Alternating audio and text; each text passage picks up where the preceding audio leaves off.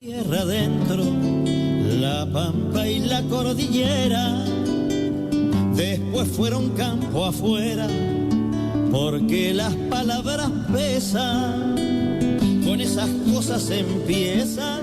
11:50 minutos, continuamos en ¿Y vos qué pensás? En 102.7 Radio Tortuga. Bueno, y ya está el politólogo Aurelio Argañarás para hacer su análisis desde su columna Las PASO. La temática de hoy es las PASO.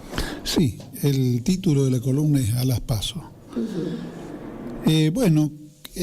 Creo que estamos aproximándonos, faltan realmente pocos días, a una situación en la cual, según mi punto de vista, que no es exclusivo, creo que hay mucha gente que lo ve así, se va a jugar el destino del país. Sí, hay muchos que lo ven así, Aurelio. Claro. Y el tema creo que digamos, debe incluir un análisis de qué se está jugando, un análisis de cómo se han preparado y posicionado las fuerzas políticas frente a esta situación, y en base a eso, ¿qué es lo que se puede apostar o qué es lo que se puede esperar? En relación al gobierno, yo estuve, vos sabés que la semana pasada no pude venir, estaba en una reunión de la Mesa Nacional de Patria y Pueblo. Nosotros hemos sacado una declaración que está en las redes en este momento sobre las próximas PASO, y a mí me tomó el aumento del 7,2% de la nafta en el día que llegaba a Buenos Aires. Entonces al taxista que me llevaba y que protestaba por la suba de la nafta, le dije, y bueno, menos mal que quieren ganar las elecciones. Claro. Porque, con las medidas que están tomando, uno puede imaginarse cuáles van a tomar o cuáles tomarían después de haber ganado las elecciones. Porque, claro, digamos, si ya no existe la preocupación de que los voten y de ganar. Claro. Exactamente. El ámbito financiero durante esta semana ha señalado, no sé qué visos de verosimilitud tiene, cierta preocupación en las esferas del gobierno por cómo se han conjugado una serie de cuestiones económicas que pareciera ser que temen que no les hagan un gran favor en las próximas elecciones, como por ejemplo la suba de los combustibles, la suba del dólar, el traslado a precios de una cantidad de cosas que relacionadas con eso. Aparentemente, según veía en esta semana, en estos días sube el PAN, aproximadamente entre el 10 y el 12%, las pastas suben lo mismo. El kilo de pan criollo en Córdoba, que es una particularidad cordobesa, se va a ir alrededor de 100 pesos. Estamos hablando de pan, o sea... Estamos hablando de pan. Claro.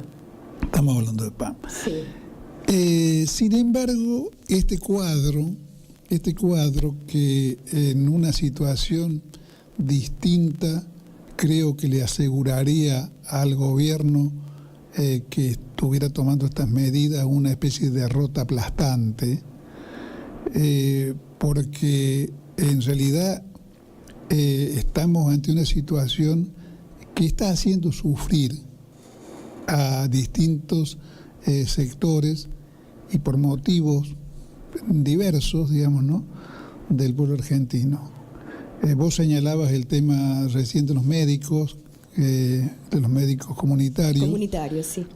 Uno puede señalar 1000 ejemplos del mismo tipo. Los médicos comunitarios, los empleados de Atucha, los empleados de la Pepsi Cola. De la industria.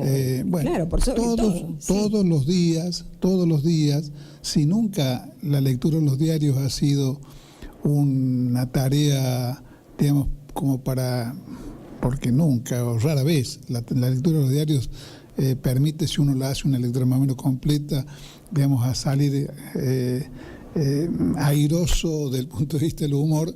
En este momento la lectura de diarios es casi un ejercicio de masoquismo. Entonces, en este cuadro, en una situación menos confusa, es probable que al gobierno que está causando todo este daño le provocara una derrota aplastante. Sin embargo, pareciera no ser ese el cuadro esperable. Uno advierte, por ejemplo, en manifestaciones críticas de gente común, digamos, ¿no?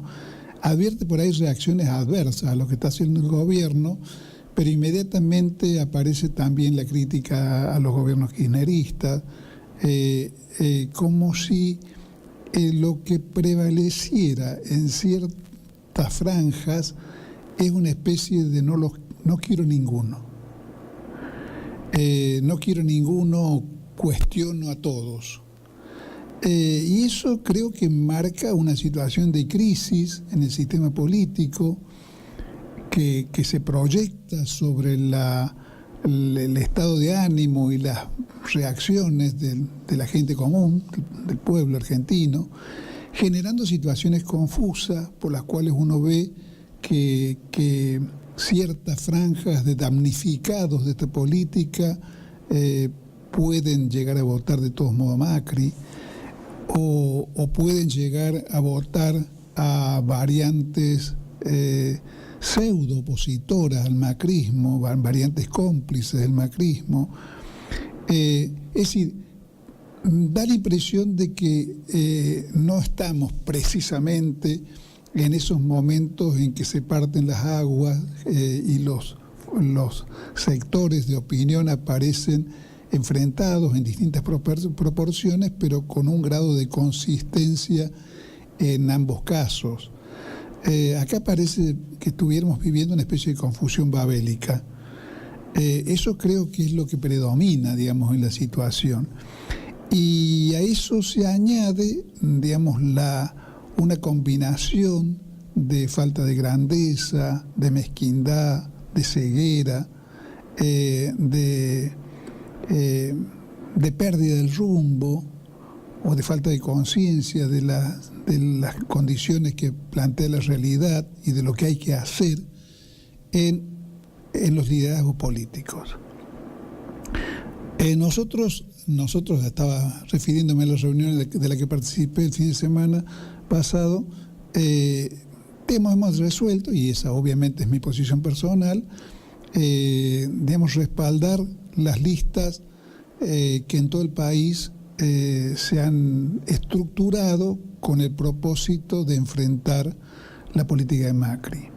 Al mismo tiempo hemos señalado que para el caso particular de la provincia de Buenos Aires, que como se sabe es el distrito electoral más importante del país y en cierto sentido es un distrito estratégicamente decisivo, que hemos resuelto plantear que nuestra opinión, mi opinión, es que el Frente de Unidad Ciudadana y las listas encabezadas por Cristina Fernández de Kirchner son la mejor opción en la provincia de Buenos Aires para enfrentar al macrismo, pero al mismo tiempo nos hemos visto obligados a señalar que lamentamos que los dirigentes de las distintas tendencias del peronismo no hayan sabido recordar la máxima del general Perón: primero la patria, después el movimiento, por último los hombres, y no hayan sabido hacer lo que era necesario, que es, digamos, fortalecer la unidad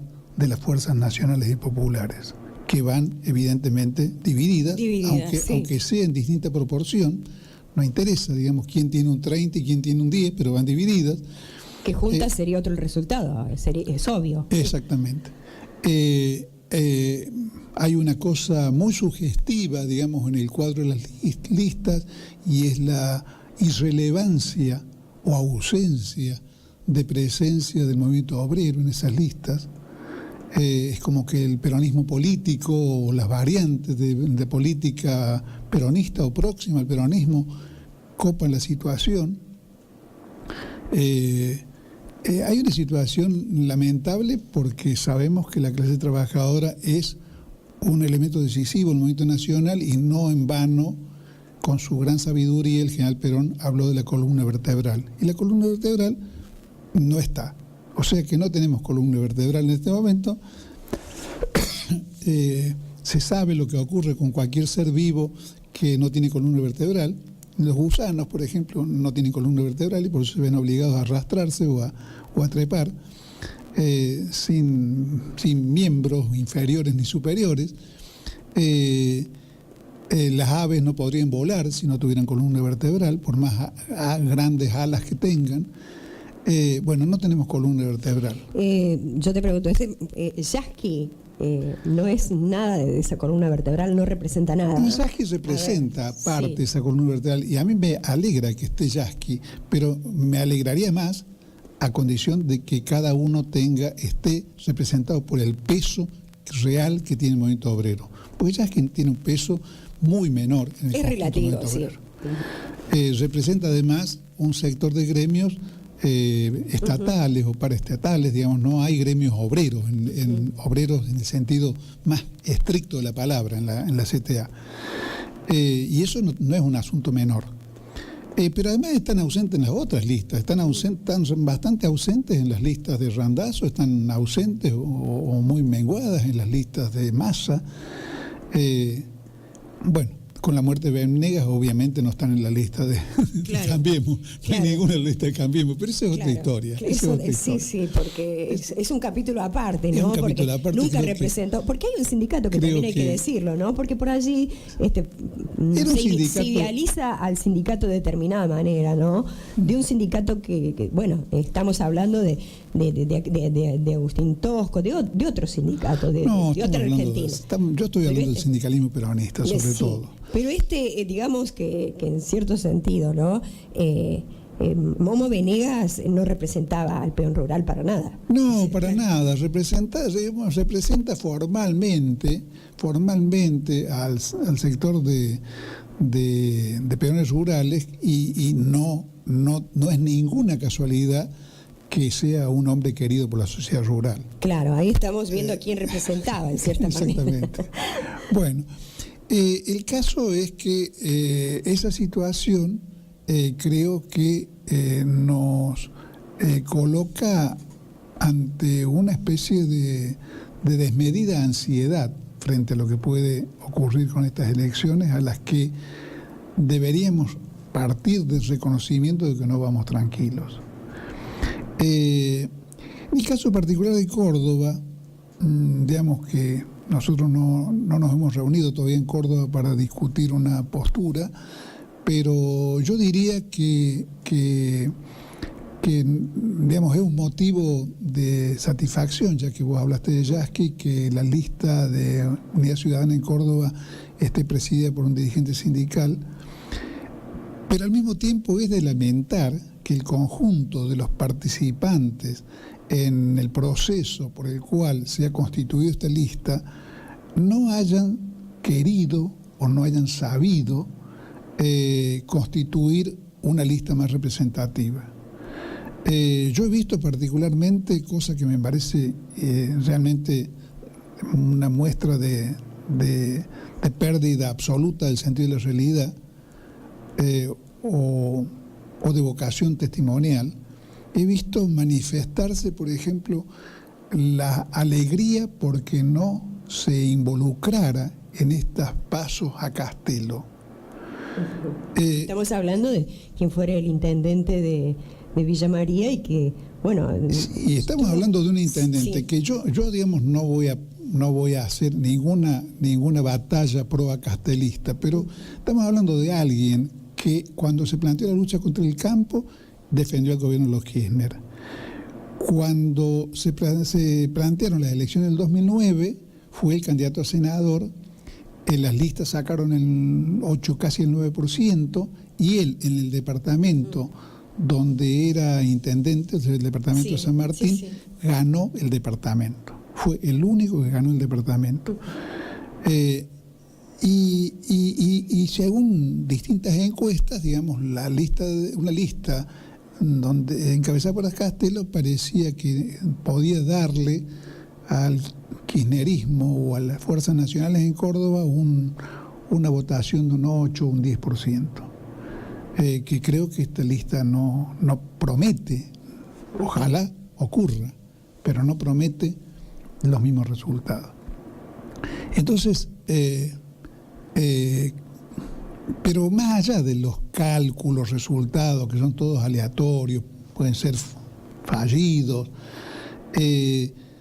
creo que no ha quedado evidenciado de ninguna manera una voluntad de constituir una lista que pudiera, digamos, unir todo lo que puede unirse en el campo nacional en la provincia de Córdoba. Prácticamente es una lista de la capital, además, y además, digamos, por eso mismo no se presenta como una lista con vocación de mayorías. Córdoba tiene, desde el año 83, han gobernado Córdoba variantes del Partido Único en la Unidad Cordobés.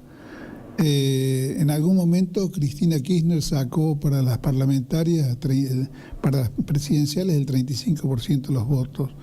Se supone que en Córdoba, aún en el peor de los escenarios, que es el de las elecciones del 2015, la segunda vuelta, cuando Macri sacó el 72, Scioli sacó un 28. Hay razones para creer que con criterio político, con grandeza de miras, con voluntad de mayorías, se podría haber construido en Córdoba una lista que, digamos, que pudiera, capaz de representar a ese 28%. Creo que eso no ha ocurrido. Y bueno, para vos, Aurelio, ¿qué sector falta, digamos, para incorporar, para que fuera más representativo? Y por ejemplo, sí. Que yo sepa, el mundo de los intendentes del interior, de los dirigentes, digamos, sindicales y políticos del interior, no ha sido visto. Nombro eso como un caso. Pero el tema creo que es un poco más vasto. En términos generales estamos viendo una situación, yo no soy futurólogo, pero estamos viendo una situación de profunda descomposición en el peronismo nacional. Creo que Córdoba es solamente un caso particular dentro de ese cuadro. Un caso particular porque, digamos, tenemos el gobernador peronista más próximo al gobierno de Macri, en el campo en el campo no pejotista tenemos esta realidad de la cual yo acabo de tratar de apuntar, pero en términos generales da la impresión de que nos encontramos en un momento en el cual el campo del peronismo se escinde alrededor de dos variantes, ninguna de las cuales puede hacernos sentir tranquilos y conformes, porque una configura una suerte de voluntad clara o firme, si no clara, por lo menos firme, voluntariosa, digamos, ¿no? Voluntario, se puede faltar claridad, pero no falta voluntad. Voluntariosa en ejercitar la oposición a Macri. Oposición a Macri, lucha contra Macri, en la cual debería encontrar, si tuviera grandeza de miras, debería encontrar un eco en todas las manifestaciones múltiples que en este año y medio ha dado el movimiento obrero de querer enfrentar las políticas macristas. De una manera o de otra, el movimiento sindical salvo casos como Venegas, algún otro caso como puede ser el de Barrio Nuevo, pero digamos, ha manifestado en algunos casos con tibieza, en otros con más energía, una voluntad opositora. La voluntad de oponerse a las políticas de Macri, desde el campo político, debería encontrar allí un punto de encuentro. Y eso no ocurre. Eso no ocurre. Y creo que no ocurre principalmente porque ese sector que quiere oponerse, persiste en defender, aún a riesgo de suicidio, la conducción vertical.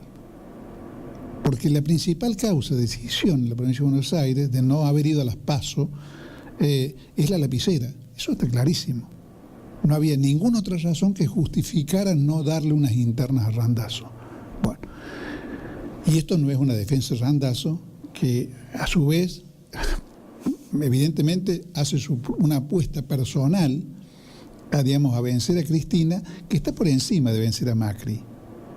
No, y de acuerdo a las manifestaciones, en las declaraciones que viene dando distintos medios, parece que sus opositores fueran Scioli y Cristina. Parece más, claro. Parece más defendiendo inclusive a la gobernadora de Buenos Aires, claro. ¿Sí? Porque ella dice que lo que sucede hoy en Buenos Aires es la herencia que el discurso de Randazzo, evidentemente, es cierto. Lo que más llama la atención, más allá de cómo puedan estar proporcionadas las frases, lo que más llama la atención es la voluntad de dañar a Cristina Scioli. Sí. Eso, y apostar a un desplazamiento de ese sector para asumir él la jefatura. ¿Cómo se llama eso? Eso es el peronismo, decir primero el movimiento. Claro, eso no es precisamente primero la patria, después el movimiento, por último los hombres. Claro. Pero a su vez, no, la variante que representa Randazzo pareciera estar emparentada con la otra variante. Yo decía, por un lado, los que se oponen con firmeza, aunque muchas veces sin claridad, o sin generosidad, haciendo de la conducción vertical el principio principal. Y por otro, los que no hacen de ese principio, a lo mejor porque no lo están ejerciendo ellos, la piedra de toque, el punto de la contradicción fundamental, y en ese sentido, presentan una posición aparentemente más propensa a unificar fuerzas y a negociar, las formas unitarias del movimiento peronista, pero al mismo tiempo con un toque de apuesta a favorecer la gobernabilidad. La gobernabilidad significa la comodidad de Macri en el gobierno, que tampoco tiene nada que ver, ni una cosa ni la otra tienen algo que ver, por una razón o por la otra, con un programa de liberación de la patria. Y eso es lo que evidentemente en este momento no encontramos por ningún lado. Bueno, gracias Aurelio, muchas gracias.